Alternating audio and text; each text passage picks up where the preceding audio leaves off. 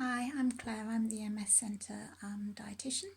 This is the first of two videos that I'm going to do about talking about healthy eating and the immune function, which at this scary time is particularly important. We all stay as healthy as we can.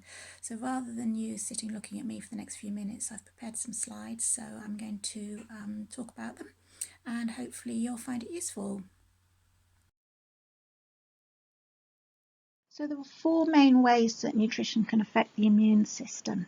Firstly, the production of cells and antibodies, looking at antioxidants and their importance, the anti-inflammatory effect of certain foods, and also looking at gut health. And we're going to go through these one at a time. So as you can see from the picture, the immune process is incredibly complex, and many scientists dedicate their whole lives just looking at one specific vitamin or mineral. To explain the details of each nutrient would take me several weeks, so you'll be very glad that I'm only going to talk about a few of the basic bits. So basically, when a foreign invader comes into our bodies, there's a whole cascade of processes that occur. Many types of cells are produced that then go out and catch and destroy the invader, and particularly something called macrophages, which gobble up all the nasties. And these processes involve many vitamins and minerals, especially vitamin C, E, D, A, zinc, selenium and magnesium. And without these sufficient vitamins and minerals, then the immune system can't work as well as it should. So this picture shows a macrophage that's been gobbling up all the nasties and talking to other cells to tell them to go out and make loads more cells so that they can get rid of all the invaders that we don't want. This slide is looking at antioxidants. Now, vitamin E is an antioxidant, and one of its roles is to get rid of free radicals. You can see it here shooting the free radicals. Now, free radicals are unstable chemicals that are naturally produced all the time by chemical processes in our bodies. And if we don't get rid of them quickly enough, the free radicals can damage the body's tissues. And this includes cell membranes in the lungs and other organs. So if we've got free radicals damaging cell membranes and then we've got an infection, a virus on top of it, it's not a good situation. So by eating foods rich in antioxidants, we can hopefully help to keep our cell membranes in tip-top condition. So antioxidants, as I say, vitamin E, vitamin C, carotenoids, vitamin A, selenium, flavonoids, and loads of other little chemicals that are found in food. Names you might hear are things like lycopene, ali sulfides, polyphenols, and a whole list more. Looking at anti-inflammatory foods, all of our bodies are constantly fighting inflammation of one sort or another, even on a very low level. The theory is that by eating foods that help to reduce inflammation, then the immune system can focus on fighting any foreign baddies rather than having to concentrate on the body's own self-made inflammation. How true this is, we're not absolutely certain, but many of the foods that are anti-inflammatory are also full of essential vitamins and minerals, and antioxidants are part of a healthy, balanced diet, so it may help and certainly won't do any harm.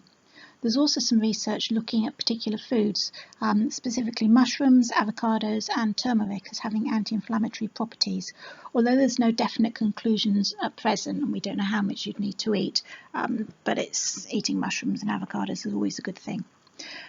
Omega-3 fatty acids may also help reduce inflammation and are an essential building block for many of the cells in the immune response. Now this lovely slide is showing you all the bugs and bacteria in our guts. Now gut health and immune function are linked. We don't know all the mechanisms, but there is no doubt at all that good gut health is important. The bacteria in the gut need healthy food that they can ferment and keep themselves healthy, so again a balanced diet is essential. And gut bacteria like a diet that contains plenty of fibre. There's also a few foods which we call prebiotics that they particularly like. Examples of these are things like artichokes, apples, almonds, leeks, pomegranates, lots of the different beans, nuts and pulses, beetroot, tofu, pearl barley, prunes, garlic. So by including all of these in our diet, then we're going to help to keep our gut healthy, which will keep our immune function healthy. Now, Probiotics is another question, and probiotics may well help. They are good for good gut health. There's not been any evidence or research yet on any specific probiotics that can support the immune system, but overall it won't do any harm and it could possibly be beneficial. The only exception is that if you're on any very strong immunosuppressant drugs, then you're normally advised not to take anything probiotic. So looking at specifics, and this obviously is a picture of vitamin C.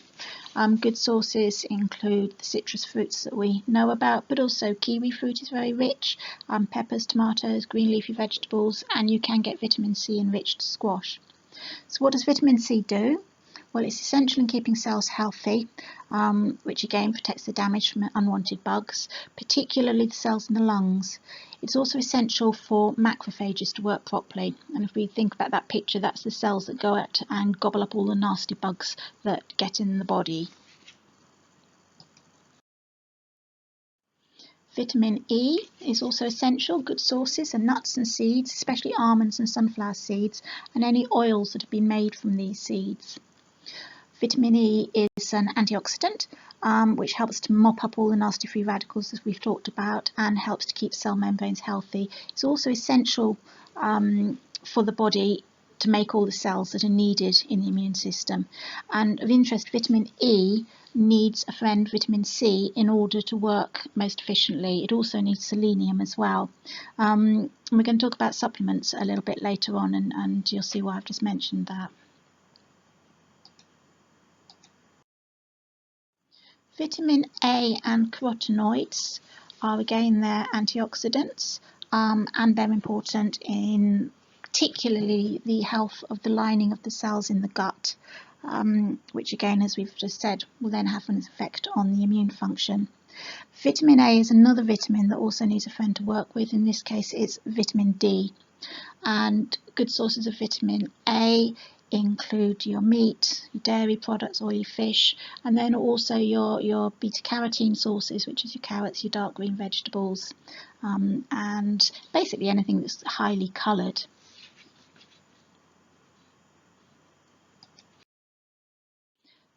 This picture shows foods that are high in zinc.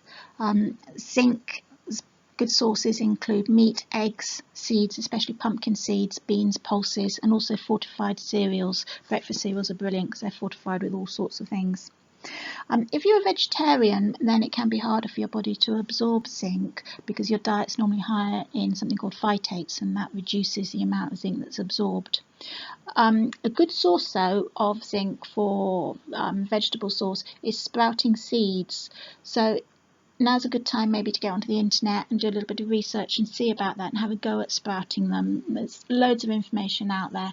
They're really easy to do on a window ledge, and then you've got lovely sprouted seeds you can add to a salad that are bursting full of zinc and other goodies.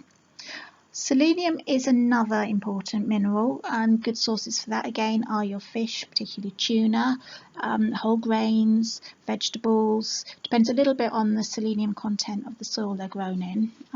Also brown rice, egg yolks, cheese, chicken, sunflower seeds, garlic, and Brazil nuts. And we know that by eating just 2 or 3 Brazil nuts each day, then you get your daily requirements of selenium. And selenium is essential to protect neutrophils, which are some of the cells that are involved in the immune system. And then the final mineral that we talk about is magnesium, and again good sources green leafy vegetables, nuts, brown rice, whole grain cereals. So there's a real theme coming along here, and again it's essential for the neutrophils and the macrophages, which are those that gobble up the nasties, as we've mentioned before.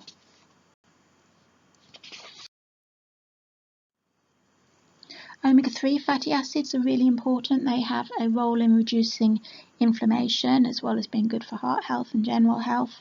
And again, we also think that they're important for the function of macrophages.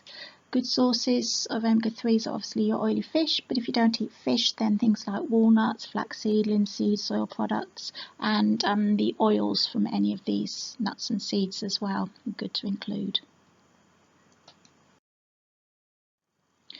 So supplements, which I've already mentioned. Now, vitamins and minerals often work together. If you just take a supplement of a single vitamin or mineral, then you can often upset the balance of the vitamins and minerals in your body, and they can become less effective. And also, large doses of certain vitamins and minerals can be harmful to health. The other reason why we recommend eating food rather than taking a supplement is there's a whole range of other chemicals that we find in our food, things called phytochemicals or flavonoids. These are substances, they're not all completely understood yet, but we know that they are antioxidants, we know they help to fight infections, we know they reduce cancer risk as well. And obviously these aren't found in any vitamin or mineral supplements. So if you can, eat your food rather than taking supplements. The exception is obviously for people with MS is vitamin D, which everyone should be taking. If you're a vegan or eating a plant-based diet, then you need to take a B12 supplement because you can't get that in your diet. And also, if for any reason you are missing out major food groups or you have some other specific health problem or dietary deficiency that you cannot get from your food, then you may need to take a supplement.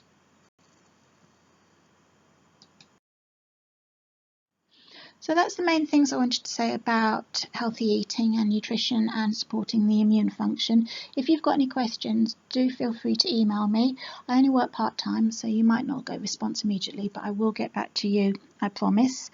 And then in the second video that I'm going to do, we're going to be looking a lot more about how we can actually include all these foods in our daily diet, ways to enjoy eating them, and look specifically at how we can eat a rainbow, eating the colourful foods that will give us everything we need.